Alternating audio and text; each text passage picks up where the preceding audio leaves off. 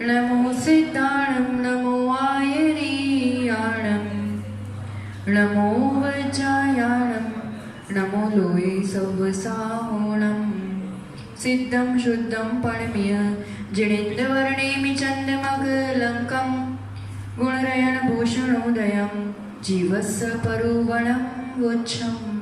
पंच परमेष्ठी भगवान की, तपस्वी सम्राट आचार्य सन्वती सागर जी महाराज की, चतुर्थ पटाधीश आचार्य रोगन सुनील सागर जी गुरुदेव की जय। जय। सभी बच्चे खेल रहे थे कि खेल खेल में अचानक से एक बच्चा रोता हुआ दौड़ता हुआ अपनी माँ के पास जाता है। तो माँ पूछती, क्या हुआ बेटा, क्यों रोने लगा, तुम तो खेल रहे थे अच्छे से। तो कहता है वो नाम लेके कि अमुक बच्चे ने, अमुक दोस्त ने मेरी सारे लड्डू, मेरी सारी टॉफीज ले ली, छीन ली मुझसे। तो उसकी माँ पूछती, उसमें क्या हुआ, अच्छा कौन था वो, बता कितना बड़ा था। तो बोला वो 2 साल का जो पप्पू सामने रहता है ना वो। तो उसकी माँ को सुन के एकदम से लगा कि तू 8 साल का बच्चा और तू वो 2 साल का जरा सा तेरे से छीन के ले गया, तूने कुछ किया भी नहीं और तू पागल जैसे रोते हुए आ रहा है। थोड़ा सा सामना करता तो आराम से तुझे तेरी चीज मिल जाती है, ऐसा रोते रहने से क्या होगा। अच्छा चल मैं चलती हूँ तेरे साथ, और कुछ नहीं करना, वहां जाना, वो खेल ही रहे होंगे अभी बच्चे, तो बस उसको प्रेम से देखते रहना, खाली देखते रहना, कुछ बोलना नहीं, अपन को कुछ नहीं करना। फिर भी वो कह रहा है हाँ ठीक है पर माँ तू चल मेरे साथ। हाँ मैं चल रही हूँ, मैं पीछे खड़ी हूँ, और कुछ वो देखे ना अगर तो बस जरा सा मुस्कुरा देना और बस तू देखते रहना उसको। तो ठीक है, माँ ने जैसा कह दिया, बच्चा उसकी माँ की हिम्मत से वहां तक पहुंचता है, जाता है। और वो बच्चे को तो मजा पड़ गई थी, तो उसी को खेल रहा था छोटा सा बच्चा। तो जैसे उसने देख, उसकी नजर तो पड़ गई कि वो आ गया है, तो वो थोड़ा सा तो घबराया, पर फिर भी अभी पकड़े हुए है वस्तु, और फिर वो कुछ नहीं कर रहा है। अब वो जो बड़ा बच्चा है वो अपनी चीज जिसकी चुरा ली है, छुड़ा ली है, वो बस देख रहा है उसको। और प्राय आप देखना कि अपन कोई काम कर रहे हो और कुछ भी हो, कोई अपन को खाली देखता रहे ना तो भी एक घबराहट से छूट जाती है कि क्या होगा। यहाँ से कुछ प्रतिक्रिया नहीं हो रही, सिर्फ देखना हो रहा है, और वो धीरे धीरे वो बच्चा घबरा रहा है, और फिर वो देखता ही रहा, एक आध बार मुस्कुरा दिया, और वो बच्चा सामने से आके उसको अपनी पूरी चीज वैसी की वैसी दे देता है। माँ जिनवाणी भी ऐसे ही समझा रही है, मैं जीवात्मा बड़ा बच्चा है, कर्म बहुत छोटे हैं, शक्तिशाली कौन है, आत्मा है कि कर्म पुद्गल है। दोनों की अपेक्षा उसकी अपनी शक्ति है, कर्म की पुद्गल की, 2 साल के बच्चे की अपनी शक्ति है, पर अपन बड़े जो जीवात्मा है वो अनंत शक्ति का पुंज है। और अपन क्यों रोते रहते हैं संसार में, कर्म ने ऐसा कर दिया, मेरे नसीब में ऐसा हो गया, वैसा हो गया, उसके अधीन होते हैं, उसमें राग द्वेष करते हैं। तो कर्म अपना सुख, शांति, प्रेम, अनंत शक्ति, ये सब अपने ही गुणों को चुरा लिया है। क्या करने की जरूरत है उसके सामने, पहले तो अपनी शक्ति पहचानना, अपना स्वभाव पहचानना। और अपना स्वभाव क्या है, ज्ञाता दृष्टा। किसी भी परिस्थिति को, किसी भी वस्तु को सिर्फ देखो, जानो, प्रतिक्रिया मत करो कुछ भी, ना हर्षित होना है ना रोना है, कुछ नहीं, सिर्फ ज्ञाता दृष्टा पने में इतनी शक्ति है, इतनी शक्ति है कि वो कर्म अपने आप ही अपना पूरी ताकत छोड़ देते हैं, घुटने टेक देते हैं, तुम्हारी संपदा तुम्हें लौटा देते हैं। बस ये स्वभाव को जानना और इसका अभ्यास करते रहना। इसका अभ्यास जितना जितना बढ़ता है तब कभी ऐसे सामायिक में मन लगता है, ज्ञाता दृष्टापना आता है। और ऐसे कभी होता है तो सकल संयम लेके भी मुनिराज जिस अवस्था की अपन बात कर रहे हैं कि एक के बाद एक 3 करण विशुद्धि बढ़ती जा रही है, क्या कर रहे हैं वो, सिर्फ ज्ञाता दृष्टापना और अपने आत्म स्वभाव में, अपने आत्म ध्यान में लीन है। पर उस विशुद्धि के बल पर कार्य कितने गजब के हो रहे हैं, जो अनंत, जिसकी इतनी जबरदस्त अनुभव शक्ति थी, जिन कर्मों की, जो बड़ी बड़ी स्थितियां थी, वो सभी कह रहे हैं कि भाई हम तो जा रहे, हम तो छोड़ रहे। वो खुद उनकी शिथिलता आ जाती है, उन बंधनों में ढीलापन आ जाता है। तो बस हमें अपने स्वभाव की पहचानने की जरूरत है। तो यहाँ कह रहे उन 3 करणों के माध्यम से अधःकरण देखा। मुनिराज अपने ज्ञाता दृष्टा स्वभाव में लीन है, शुक्ल ध्यान में लीन है, और यहाँ कर्मों का जो आत्म प्रदेश से बंधे हुए कर्म है, जो सत्ता में कर्म है, उसका कार्य अपने आप होता जा रहा है। अधःकरण से और विशुद्धि बढ़ती हुई, जहां वो श्रेणी के सम्मुख हुआ जीव, थोड़ी और विशुद्धि बढ़ी कि श्रेणी प्रारंभ की, या तो उपशम श्रेणी प्रारंभ की या शपक श्रेणी, काम चारित्र मोहनीय की 21 प्रकृतियों का या तो उपशमन करना या शपन करना। इन दोनों कार्यों की जो तैयारी होती है वो अपूर्व करण में होती है। जहाँ पहले कभी नहीं हुए वैसे वैसे परिणाम विशुद्धि उस जीव की हो रही है। 8वें गुणस्थान में वो जीव, अब यहाँ पर भी अपन ने कल थोड़ा सा देखा था कि यहाँ जो परिणामों की संख्या है और जो विशुद्धि है, तो पहले समय के जो परिणाम है, टोटल परिणाम तो असंख्यात लोक प्रमाण है और उसमें भी उन समयों में बट जाते हैं, पर पहले समय में जो परिणाम होते हैं उससे दूसरे समय में अलग ही परिणाम है और अधिक है और ज्यादा विशुद्ध है।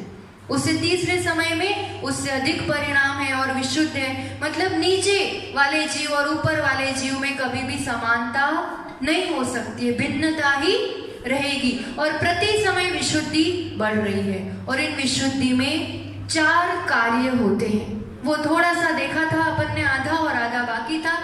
मुख्य 4 कार्य कर्मों की अपेक्षा यहाँ पर हो रहे हैं विशुद्धि के बल पर। इस जीव ने कई कर्म बांधे हैं और उस कर्म की बांधते समय प्रकृति, प्रदेश, अनुभाग, स्थिति बंद हो जाता है। बंद के समय फिर उसी हिसाब से निक्षेप रचना भी हो जाती है, जितनी स्थिति होती है उतनी बड़ी, अपने अपने अनुभाग अनुरूप। तो अब जो सत्ता में ये कर्म पड़े हैं, अब काम क्या करना है, तैयारी किस बात की करना है कि ये जो कर्म है उनकी सत्ता फिनिश करना है ना। अब तो थोड़ा सा संसार बाकी है, थोड़े काल का, फिर तो केवल ज्ञान हो जाना है। तो अब इतने ही टाइम में एक एक समय में क्या काम होता है, तो इस मूल लक्ष्य जो पहले जो अधःकरण में काम क्या हुआ था उसमें बंध पे काम किया था, स्थिति बंधापसरण, यानी जो बंध रहा है वो घट घट के स्थिति बनती है, हर समय में घटके घटके। अनुभाग भी अप्रशस्त प्रकृतियों का कम कम बंध रहा था। तो बंध में ये कार्य तो चालू ही रहेंगे, अभी भी बंध तो हो ही रहा है अपूर्व करण में, तो प्रति समय स्थिति अनुभाग घट घट के बंद हो रहा है, ये कार्य चालू है। उसके साथ और 4 कार्य एक साथ प्रारंभ होते हैं। तो उसमें सबसे पहले अपन ने देखा था गुण श्रेणी निर्जरा, गुणित रूप से निर्जरा, क्योंकि अब द्रव्य खत्म करना है ना, सत्ता में जितने करोड़ परमाणु है उसकी सत्ता फिनिश करनी है। तो ये उसकी एक टेक्निक है जिसमें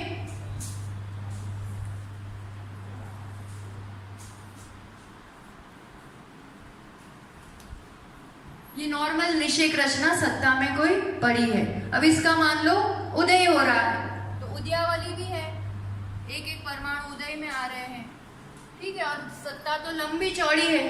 तो अब इसमें क्या करते हैं, अपकर्षण होता है, किसका, ऊपर की स्थितियों के द्रव्य का, और अब उठा के अपकर्षण यानी स्थिति को घटाना, उसको द्रव्य को नीचे की स्थितियों में डालना। पर डालने का क्रम कुछ इस रूप से है कि जैसे उदयावली के ऊपर अंतर्मुहूर्त समय के लिए, जैसे यहाँ कुछ द्रव्य होगा इस निषेक में, तो ऊपर से द्रव्य इसमें डाला जाएगा, इसमें डाला जाएगा, क्रम से एक एक निषेक में डाला जाएगा। पर किस रूप से डाला जाता है, गुणित रूप से।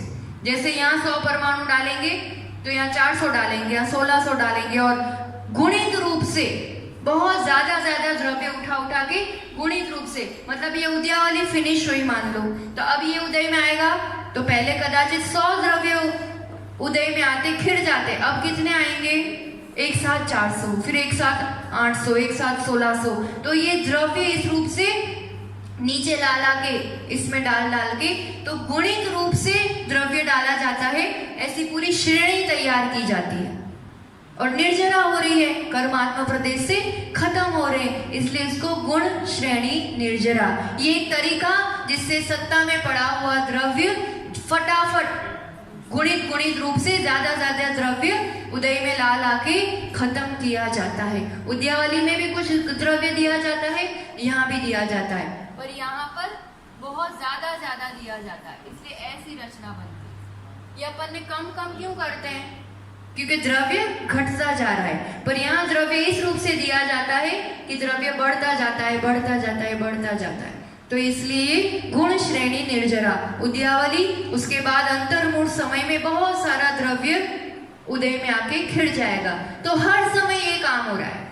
एक समय में बहुत सारा द्रव्य उठाया, यहाँ गुणित रूप से डाला, दूसरे समय में जो अपूर्वकरण का अंतर्मूढ़ का समय चल रहा है ना, उसमें हर समय ये काम हो रहा है कि द्रव्य उठा के गुणित रूप से दिया जा रहा है, ताकि अब जैसे एक आवली समय के बाद उसका समय आएगा तो वो उदय में आके बहुत सारा द्रव्य इस रूप से निर्जरा हो जाएगी। अपन सुनते भी हैं कि तपस्या करते हैं तो असंख्यात गुणी निर्जरा होती है, तो ये इस रूप से होती है। ये काम विशुद्धि के बल पर अपने आप होता है कि द्रव्य जो बाद में उदय में आने वाला था वो समय के पहले इस रूप से उदय में आके खिड़ जाता है, द्रव्य निर्जरा हो जाती है। तो ये एक कार्य हुआ। दूसरा कार्य देखा था गुण संक्रमण। अब गुण संक्रमण ये भी एक अवस्था है कर्म की। संक्रमण होना, चेंज होना। किसका चेंज हो रहा है? तो जैसे अब अप्रत्याख्यान, प्रत्याख्यान, अब क्या करना है? इन सब 21 प्रकृतियों को तो खत्म करना है ना। ये सत्ता में पड़ी हुई है, अभी इसका उदय भी नहीं है, तो इसको खत्म कैसे करेंगे? तो अभी संज्वलन और नौकषाय का मंदोदय, अति मंदोदय है, तो मान लो इसको गुणित रूप से इसमें संक्रमित कर दो। एक बाजू संक्रमित भी कर दिया, इस रूप से गुण श्रेणी निर्जरा भी कर दी, तो इसमें द्रव्य ट्रांसफर भी हो रहा है उद्यावली में, और ऊपर ला के द्रव्य खत्म भी किया जा रहा है। समेटना है, सब दुकान माल समेटना है। तो ये सब टेक्निक्स है और श्रद्धा बनाने वाली बात है। ये कोई पता नहीं चलता है जो मुनिराज बैठे उनको कि वो अंदर मेरा ऐसा काम हो रहा है, पर केवली भगवान ने जाना है, देखा है और बता रहे हैं। तो कर्म का बंध होता है, संसार वर्धन भी होता है, तो इसी परिणामों के बल पर। और यही परिणाम है जो अब इस रूप से कर्मों में ऐसा काम भी होता है। इसलिए जिस रूप से कर्म बांधा है उसी रूप से भोगतना पड़े, उतने ही समय संसार में रहना पड़े, ऐसा कोई जरूरी नहीं है। जिस दिन मैं तय कर लूं और अपना मार्ग बना लूं तो कर्म भी अपना साथ छोड़ देते हैं कि मैं तो जा रहा हूं, अब मुझे भी नहीं रहना है साथ में, वो जल्दी जाने को तैयार है। अब तो जिनका उदय नहीं है, ऐसे कर्म प्रकृतियां उदय रूप में संक्रमित होंगी। और गुण संक्रमण क्यों कह रहे हैं? क्योंकि गुणित रूप से, जैसे अभी 100 परमाणु बदल गए तो दूसरे समय में 500 परमाणु एक साथ संक्रमित होंगे, तीसरे समय में 5000 परमाणु एक साथ संक्रमित होंगे। गुणित रूप से, क्योंकि एक एक समय की कीमत समझो या एक एक समय की महिमा समझो। यहाँ पर विशुद्धि बढ़ रही है एक एक समय में, तो एक एक समय में गुणित रूप से निर्जरा हो रही है, गुणित रूप से संक्रमित हो रहा है द्रव्य। इस रूप से ट्रांसफर हो के सत्ता फिनिश होती जाएगी। तो गुण संक्रमण चल रहा है। फिर उसके साथ और क्या कार्य होता है? तो स्थिति कांडक घात। पहला अपन ने देखा गुण श्रेणी निर्जरा, सत्ता का द्रव्य गुणित रूप से अंतर्मूढ़ समय के लिए निर्जरा होता जाता है। दूसरा गुण संक्रमण, और तीसरा ये सभी जो क्रियाएं हैं ना, अभी हम बहुत शॉर्ट में समझा रहे हैं ताकि जब लब्धि सार ग्रंथ पढ़ते हैं अपन, ये सिद्धांत चक्रवर्ती नेमिचंद्र आचार्य भगवंत का है, लब्धि सार क्षपणा सार, तो इसमें फिर पूरी डिटेल गाथाओं के साथ ये एक, क्योंकि उसमें यही 5 लब्धियों का, फिर 3 करण का, ये सब जो पूरी 6 उपशमन क्षपण, इसमें पूरा वर्णन आता है, तो उसमें डिटेल में आता है। ये जीव कांड में ये वर्णन नहीं मिलेगा, पर कार्य क्या होता है ये समझ में तो आए तो श्रद्धा बैठेगी और पता चलेगा कि हाँ इस रूप से क्षपणा या उपशमन होता है।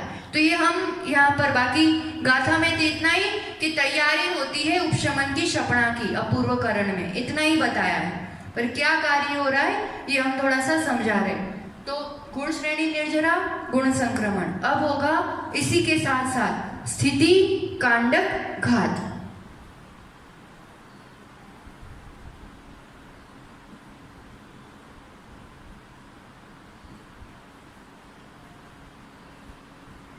विश्वास तो बैठना चाहिए कि हाँ, कर्म इस रूप से खत्म भी होते हैं। तो स्थिति यानी जितने काल के लिए अपन ने कर्म बांधा है वो, कांडक यानी ग्रुप, समूह समूह में स्थिति का घात हो रहा है। घात यानी खत्म करना, उसको फिनिश करना।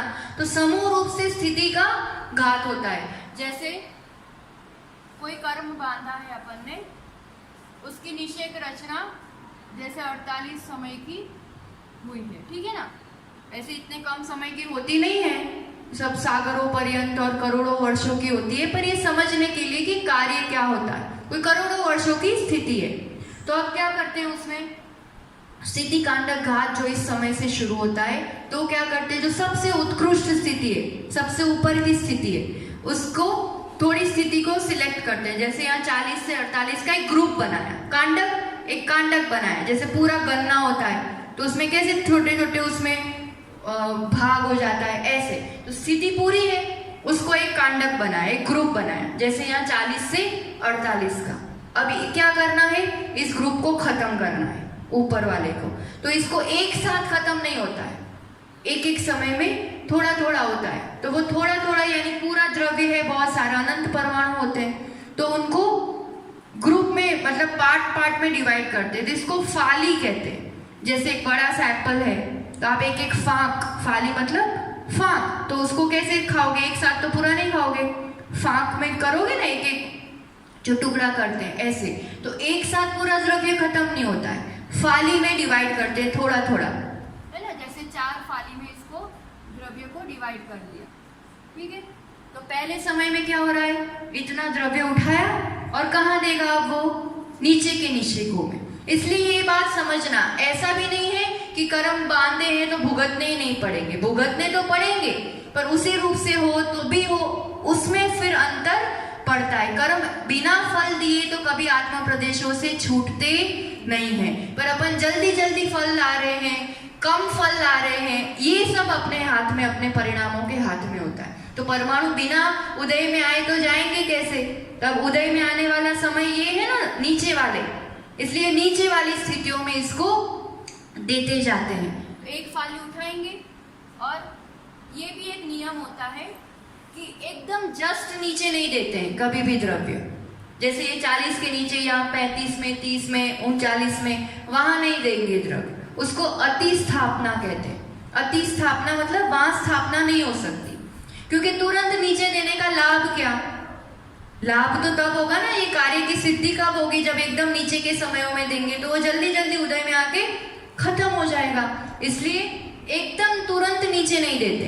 कहाँ देंगे द्रव्य, यहाँ सब दूसरे, तीसरे, 10वें, 20वें ऐसे।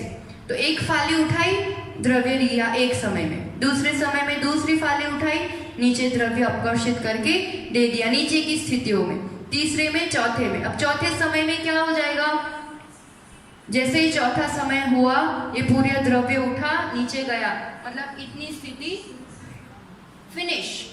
अब पहले जहां करोड़ों वर्षों थी वो 1000 वर्ष में हो गई, कम हो गई, अब थी नहीं स्थिति, उस बराबर हो गई ना, द्रव्य उठा उठा के नीचे हो गया। तो ये क्या हो गया, स्थिति, कांडक, घात। एक एक ग्रुप ऊपर ऊपर की स्थितियों का कुछ समयों में घात होता जाता है। तो 2-4 समय इसको लगे, फिर आगे और 4 समय में ये ग्रुप खत्म कर देंगे, उसके और समय में ये ग्रुप, ऐसे करते करते स्थिति कहाँ ला रहे हैं, एकदम कम करते जा रहे हैं, न के बराबर, बिल्कुल वर्षों में और अंतर्मूल समय तक ले आएंगे उसको।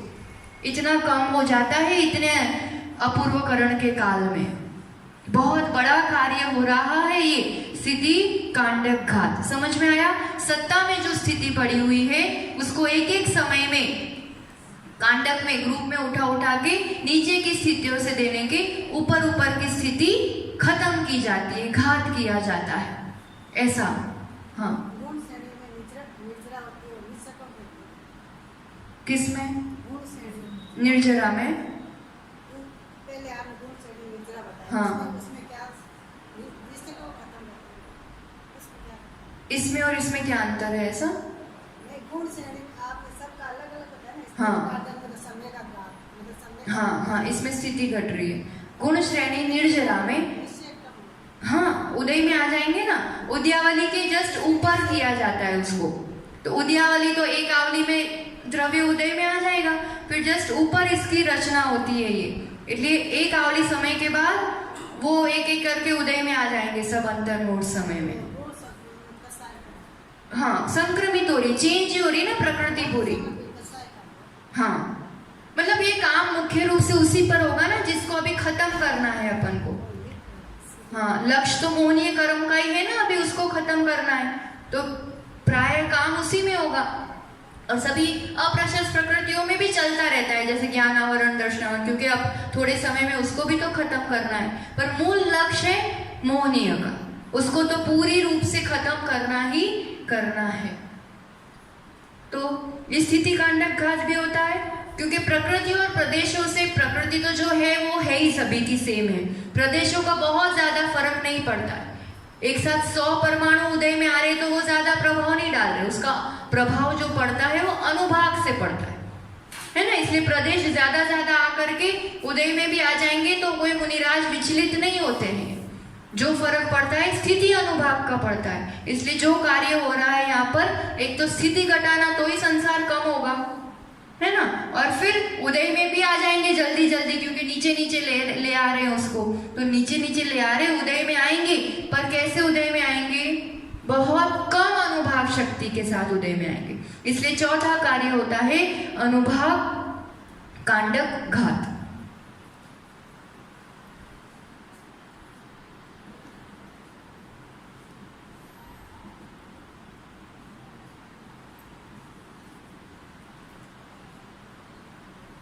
ये अपन ने समझा था ना जब निषेक रचना का वर्णन लिया था, अनुभाग का वर्णन लिया था, कि जो पूरी रचना होती है तो उसमें जैसे द्रव्य तो घटता घटता जाता है ऊपर ऊपर, जो निषेक रचना होती है उसमें, और अनुभाग बढ़ता हुआ जाता है। ऊपर के सबसे निषेक में बहुत ज्यादा अनुभाग होगा नीचे की अपेक्षा। तो फिर वर्ग, वर्गणा, स्पर्धक, गुणहानि, ऐसे पूरे डिवाइड किया था। तो एक स्पर्धक में कुछ अविभाग प्रतिच्छेद है, कुछ शक्ति वाले परमाणु है, उससे डबल शक्ति वाले परमाणु दूसरे स्पर्धक में होंगे, उससे 3 गुनी शक्ति वाले स्पर्धक तीसरे स्पर्धक में होंगे। तो अब ऐसे करते करते पूरा जो द्रव्य है वो ऐसे स्पर्धकों में डिवाइडेड है, अनुभाग की अपेक्षा स्पर्धक कहा जाएगा। तो अब अनुभाग कांडक घात मतलब क्या होना है? ग्रुप में अनुभाग का घात करना है, खत्म करना है। तो सबसे उत्कृष्ट स्पर्धक होंगे, जो सबसे ज्यादा अनुभाग शक्ति वाले स्पर्धक होंगे, उसको कम अनुभाग वाले स्पर्धकों के साथ मिला देंगे, है ना। इसके परमाणु इसमें मिल जाएंगे, तो इस परमाणु की जो शक्ति है ना वो भी किसके समान हो जाएगी? कम अनुभाग वाले परमाणु के जैसे ही काम करेगा। ये दोनों मिलके नहीं काम करेगा, उसको पूरा उस रूप घात कर दिया जाता है, कम अनुभाग किया जाता है। तो ये भी प्रति समय काम होता है, और सेम इसी रूप से ये फाली फाली करेंगे, कुछ परमाणु उठाएंगे। इसमें ऊपर से नीचे, ऊपर के नीचे करते हैं। अब अनुभाग का थोड़ा अलग क्रम होता है, ऐसे बताया जाता है। स्थिति समय हमेशा ऐसे बताई जाती है, और अनुभाग का क्रम ऐसे बताया जाता है, किस रूप से जो निषेक है। तो जैसे इसमें एक स्पर्धक, दूसरा स्पर्धक, तीसरा, चौथा, पांचवा, छठा स्पर्धक, क्योंकि शक्ति सबकी उस रूप से होगी ना। जैसे ऐसे यहाँ 8 शक्ति वाले परमाणु है, फिर 16 वाले हो जाएंगे, 24 वाले हो जाएंगे, 40, ऐसे करते करते मान लो 80 तक यहाँ पहुंचे। ठीक है ना, ये शक्ति है, परमाणु के नंबर नहीं है ये। पहले 8 शक्ति, फिर डबल, आगे आगे के स्पर्धकों में शक्ति 3 गुना, 4 गुना, 10 गुना, ऐसे 10वें स्पर्धक में 10 गुना शक्ति होगी। तो अब अनुभाग कम करना है, मतलब ये शक्ति वाले जो परमाणु है सब, उसको यहाँ पर लाना है। इनको यहाँ मिला देते हैं तो वो कम शक्ति वाले हो जाते। तो इनको भी जैसे इतने को ये 2 स्पर्धक का घात करना है अपन, है ना। तो इसको फाली में डिवाइड कर देंगे और ये अति स्थापना हो जाएगी, यहाँ पर नहीं जाएंगे, ये परमाणु उठ करके यहाँ मिल जाएंगे, यहाँ यहाँ यहाँ ऐसे। तो एक समय में थोड़े उठा के डालेंगे, फिर थोड़े उठा के, ऐसे 3-4 समय में ये पूरा द्रव्य, जैसे इतनी शक्ति वाले परमाणु थे ही नहीं, ऐसा हो जाएगा। ग्रुप में काम होता है उत्कृष्ट स्पर्धकों को जगन्य में ला करके अनुभाग, अब ये खत्म होगा, फिर ये खत्म होगा, फिर ये, बिल्कुल लता से भी एकदम सबसे कम अनुभाग तक पहुंच जाएंगे। यहाँ पर अब उत्कृष्ट उत्कृष्ट स्पर्धक सभी खत्म कर दिए जाएंगे। तो एक तो ट्रांसफर भी हो रहा है, स्थिति भी घट रही है, उसके साथ अनुभाग भी घट रहा है, मतलब न के बराबर उसको उसका कर्म का कुछ प्रभाव रखना ही नहीं है, क्योंकि अब तो अनिवृत्तिकरण पे पहुंचना है, सूक्ष्म साम्राज्य पे। वहां तो अनिवृत्तिकरण मतलब अब लगभग फिनिश काम, ये पूरा काम जितना भी है ना, सब किस में कर लिया जाता है? अपूर्वकरण में। अपूर्वकरण में उस रूप से काम होता है। ध्यान आया विषय, कार्य क्या होता है ये तो ध्यान आ गया होगा, है ना, कि अधिक अधिक द्रव्य की निर्जरा भी हो रही है, ट्रांसफर भी हो रही है, स्थिति भी घटाई जा रही है, अनुभाग की शक्तियां भी परमाणुओं की घटाई जा रही है। तो ये 4 कार्य इस रूप से हो रहे हैं ना। तो ये 4 कार्यों में किस रूप से कहां तक पहुंचना है? जो भी मुनिराज ये श्रेणी चढ़ रहे हैं या ये जो 3 करण कर रहे हैं, सबके अपने अलग अलग कर्म बंध थे, सबके अलग अलग सत्ता थी, सबका अलग अलग उदय था, और इसलिए सबकी अलग अलग विशुद्धि थी। एक समय में चढ़ने वालों की भी विशुद्धि में अंतर था, असमानता थी, भिन्नता थी, ये सब यहाँ तक था, अधकरण में और अपूर्वकरण में। अब जिसकी जो भी स्थिति थी, किसी ने बहुत लंबी बांधी थी, कम बांधी थी, जैसी भी बांधी थी, ये सब 4 कार्यों से अब सबको एक समान लेवल पे लाया जा रहा है। सबको, किसकी इतनी बड़ी थी तो भी घात घात कर करके इतनी ले आए, किसी की इतनी थी तो भी इतनी ले आए, सबको एक लेवल पर पहुंचना है। अब तो जिसकी जितनी ज्यादा होगी, कम होगी, उस हिसाब से कार्य अंदर अपने आप हो जाएगा। पर अब जो अनिवृत्तिकरण में प्रवेश करने की योग्य वो मुनिराज, तो अब कह रहे बाहर से कुछ अंतर हो सकता है, उसका शरीर, कलर, सेनन, ज्ञानावरण आदि के शोभशम में भी कुछ अंतर हो सकता है, पर मोहनीय कर्म की अपेक्षा अब परिणामों में कोई अंतर नहीं है, सबका एक समान। क्यों? क्योंकि मोहनीय कर्म की अवस्था सबकी एक सी कर दी। अब अंदर में कर्म की अवस्था एक सी होगी तो विशुद्धि भी एक सी हो जाएगी, इसलिए इसका नाम देते हैं अनिवृत्तिकरण। निवृत्ति यानी भेद, अनिवृत्ति यानी अब कोई भी भेद नहीं है। ये बात एक गाथा से अपन देखते हैं, अनिवृत्तिकरण के, अपूर्वकरण के कार्य देखे, परिणाम देखे।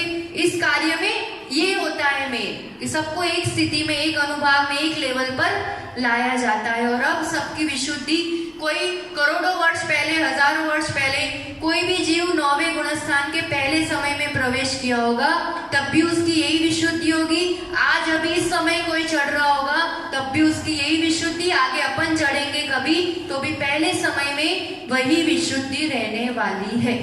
जैसे सिद्धों में सेम होता है ना, कर्म रहित अवस्था, कोई कभी भी सिद्ध बनेगा, सिद्ध की अवस्था, शुद्धि तो सेम ही रहेगी।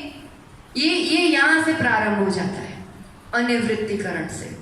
अनिवृत्तिकरण में सबका सेम ही होगा, फिर सूक्ष्म जो बचा है जितना, वो भी सेम ही होगा।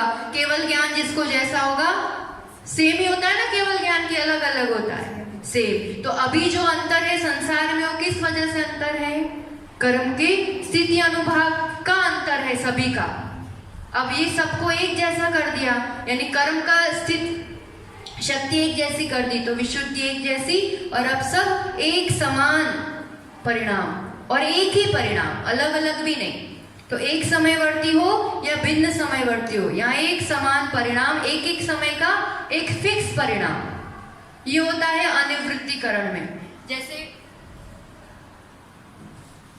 अधकरण का अपन ने समय देखा, अंतर्मूढ़ था, अपन ने 16 समय माना था, फिर 16 समय में पूरा डिवाइड किया था ना अपन ने पूरा, उसमें अनुकृष्टि रचना भी हुई थी, क्योंकि ऊपर समय और नीचे समय में परिणाम कॉमन हो जाते थे। फिर अपूर्वकरण में उसका भी अंतर्मूढ़ समय है और उसके भी असंख्यात लोक प्रमाण परिणाम है, पर अधकरण की अपेक्षा छोटा अंतर्मूढ़।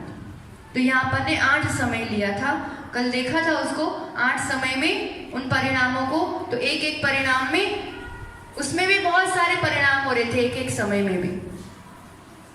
एक से दूसरे समय में कॉमन नहीं है परिणाम, अलग अलग ही है, पर एक समय में एक ही परिणाम तो नहीं है। 400 परिणाम थे, फिर दूसरे में 458 थे, एक समय वाले के समान और इन दोनों हो सकते हैं। ये अपूर्वकरण वाली से। दूसरे वाले के अब अनिवृत्तिकरण में कैसा हो जाएगा?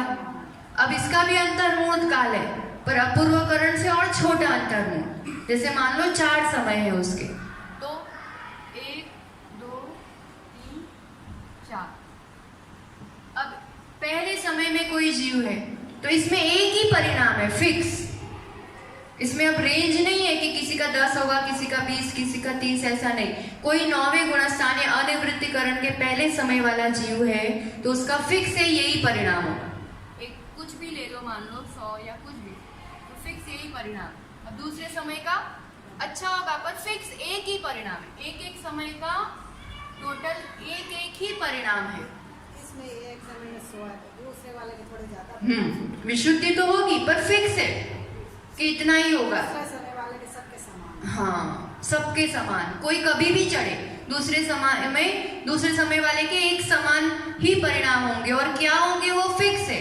वो विशुद्धि का लेवल जो है ना, वो फिक्स है कि इससे ये ज्यादा होता है, इससे ये ज्यादा, इससे ये ज्यादा, पर कौन सा होगा वो फिक्स है, एक ही होगा। यानी एक समयवर्ती का एक ही समान परिणाम, चाहे 10 मुनि चढ़ो चाहे 100 मुनि चढ़ो, सबका 100 ही होगा। आज चलो चाहे कल चलो। हाँ, ये कभी भी चढ़ो तो, और जितने चढ़ो तो। इस समय में अगर कोई जीव है तो यही परिणाम होगा, इस समय वाला जीव है उसका यही होगा, इस समय वाला होगा इसका एक ही परिणाम होगा, और सेम होगा सबका परिणाम। यानी एक समयवर्ती जीवों में भी एक समान परिणाम, और भिन्न समय वाले जीवों में भिन्न भिन्न ही परिणाम। ऐसा इसका और इसका सेम हो ही नहीं सकता, कभी भी भिन्न ही होंगे।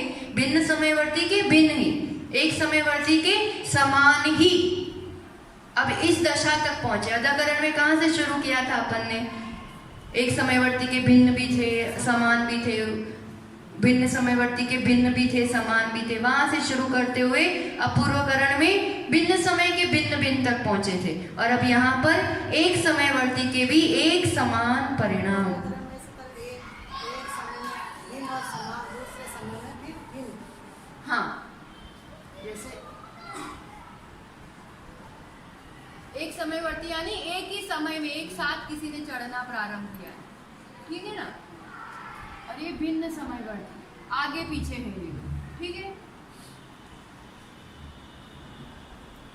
आगे पीछे। तो विशुद्धि का स्तर इस रूप से बढ़ रहा है। अदाकरण में क्या था? एक समयवर्ती में समान एक जैसे भी हो सकते हैं और भिन्न भी हो सकते हैं, ठीक है ना। और भिन्न समयवर्ती में भी यही था, समान और भिन्न, ठीक है। अब अपूर्वकरण में एक समयवर्ती के समान और भिन्न, एक समयवर्ती के समान भी होंगे, भिन्न भी, क्योंकि बहुत सारे परिणाम है उस समय में, किसी का कुछ किसी का कुछ, और यहाँ भिन्न ही होगा, मैच नहीं हो सकता ऊपर नीचे वालों। और अब इसमें क्या हो जाएगा? अनिवृत्तिकरण में एक समय एक समान ही होंगे, भिन्न वाले के अब एक समय में समान ही, जो उस समय में है सबके सेम, और भिन्न समयवर्ती के भिन्न ही होंगे, एक समान नहीं हो सकते। एक एक समय का एक एक परिणाम। तो अनिवृत्तिकरण के टोटल जितने समय हैं, उस अंतर्मूर्त में जितने समय हैं, उतने परिणाम उस गुणस्थान में होते हैं। यहाँ असंख्यात लोक प्रमाण और ऐसा नहीं। हाँ, लिख लो। गाथा भी अपन देख लेते हैं 9वें गुणस्थान की, आप लिख लो होते हुए।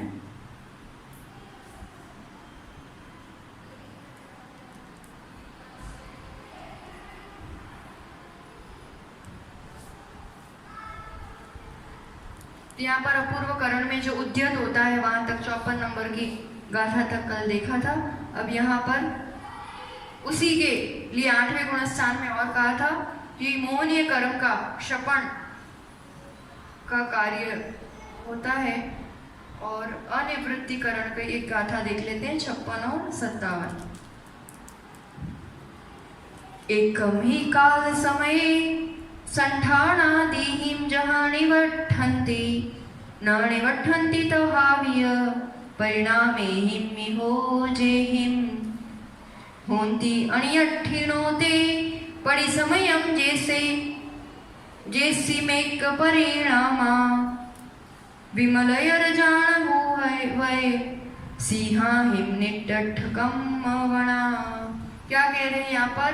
अंतर्मूर्त काल है ना अनिवृत्तिकरण का, तो एक एक समय, एकमी काल समय, एक एक काल का, एक एक समय का एक एक ही परिणाम यहाँ पर होता है। और जिस प्रकार बाहर से तो फर्क है, शरीर की अवगाहना अलग होगी, ज्ञानावरण आदि कर्म का शोषण अलग होगा, पर परिणाम सबके एक जैसे होते। बाहर के कारण या निमित्त अलग अलग है, पर अंतरंग विशुद्धि और परिणाम सबकी एक जैसी है। इसलिए इसका नाम क्या दिया है? अनिवृत्तिकरण, जहाँ भेद नहीं होता है आपस में, है ना। जो भी मुनिराज जब भी चढ़ेंगे उनके इसी रूप की विशुद्धि होगी, क्योंकि अपूर्वकरण में जिसका जो भी था सबको एक लेवल पे ले आए, सबको एक से ऐसी स्थिति कर दी, एक जैसा अनुभाग कर दिया, तो उस वहां तक पहुंच गए हैं। इसलिए अनिवृत्तिकरण, ये तीन करण, यानी अब ये उपशमन जो हुआ या क्षपणा जो हुई वो इसके अंत में, जैसे अनिवृत्तिकरण का समय पूरा होगा, इसका काल पूरा हुआ कि मान लो 20 प्रकृतियों का उपशमन और क्षपणा हो जाती है। जो कार्य कर रहे हैं अभी उसमें, कोई उपशम श्रेणी चढ़ रहा है तो उपशम का काम हो जाएगा, कोई शपक श्रेणी चढ़ रहा है तो 20 प्रकृति क्यों कहा?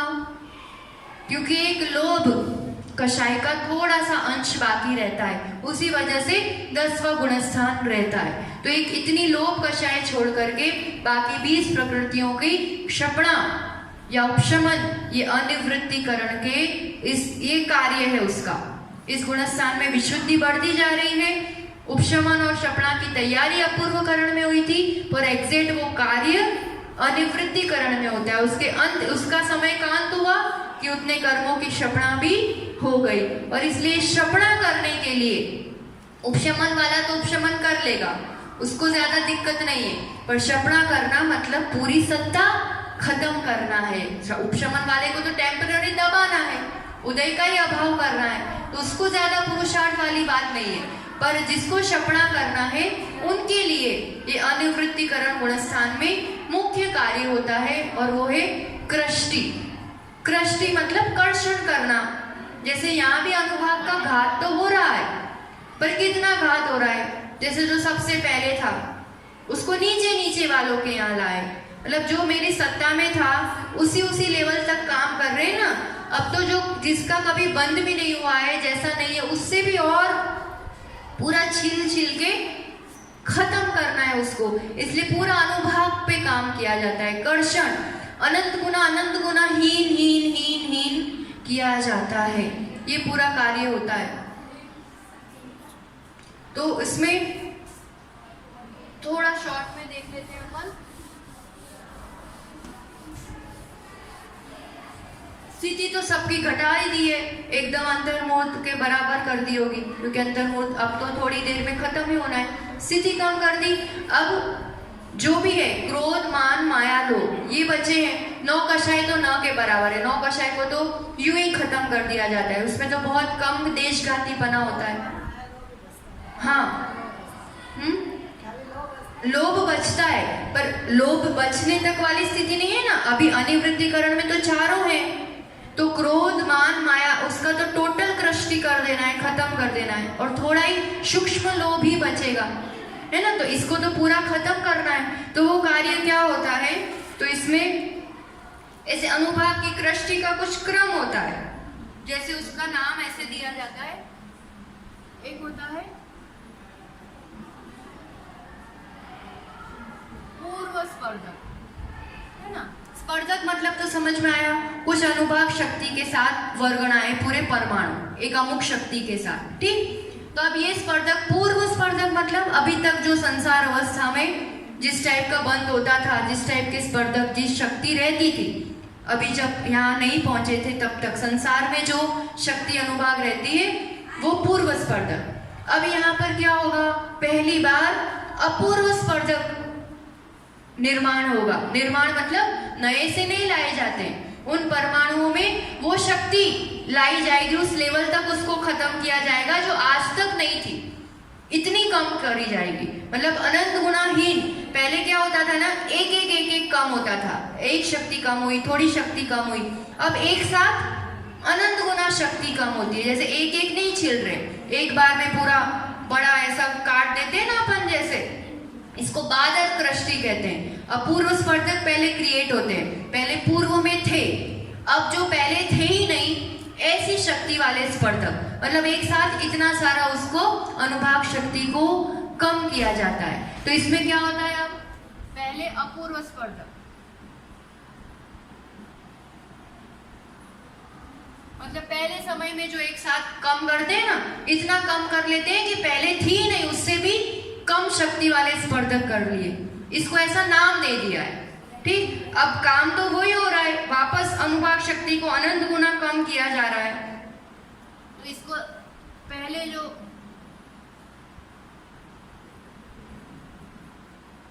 ये उत्कृष्ट, फिर और कम किया उसको तो जघन्य अपूर्व स्पर्धक मिले, उसमें भी और कम किया, सबसे जघन्य, फिर उसमें और कम करते हैं तो उसका नाम दिया है फिर बादर कृष्टि।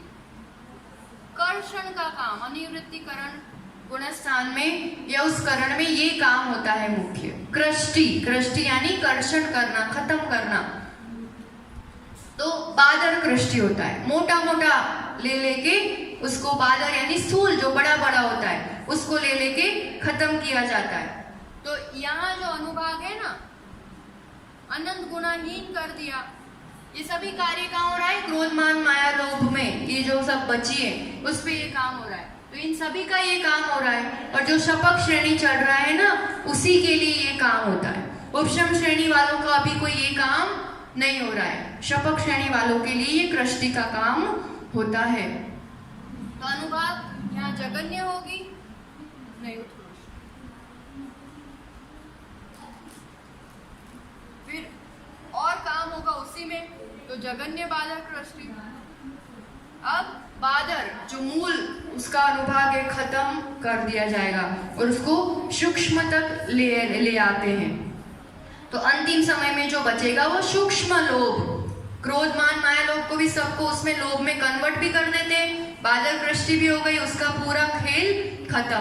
बादर कृष्टि के बाद सूक्ष्म कृष्टि करते हुए बहुत अल्प न के बराबर जो लोभ की शक्ति बचती है, सूक्ष्म लोभ, तो अनिवृत्तिकरण के अंत समय तक ये काम कर देते हैं।